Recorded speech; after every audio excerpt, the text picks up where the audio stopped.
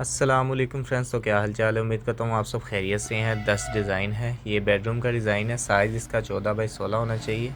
ये एक हॉल का डिज़ाइन है 12 ज़रा 20। ये भी एक हॉल का डिज़ाइन है, पैमाइश 14 ज़रा 20 कर लें इसे। ये एक बेडरूम में भी बना सकते हैं, वैसे ये हॉल का डिज़ाइन है। ये एक बेडरूम का डिज़ाइन है 14 बाई 16, 12 बाई 16 में भी बन जाएगा। ये भी एक बेडरूम का डिज़ाइन है 14 बाई 14, इसकी जो पैमाइश है मुरब्बा शेप में अच्छी तरह बन जाएगा। ये भी एक बेडरूम का डिज़ाइन है ड्राइंग रूम का, 12 ज़रा 14 इसकी पैमाइश है। ये 12 ज़रा 12 बेडरूम का डिज़ाइन है। ये भी एक बेडरूम का डिज़ाइन है, 12 ज़रा 12 में बन जाएगा।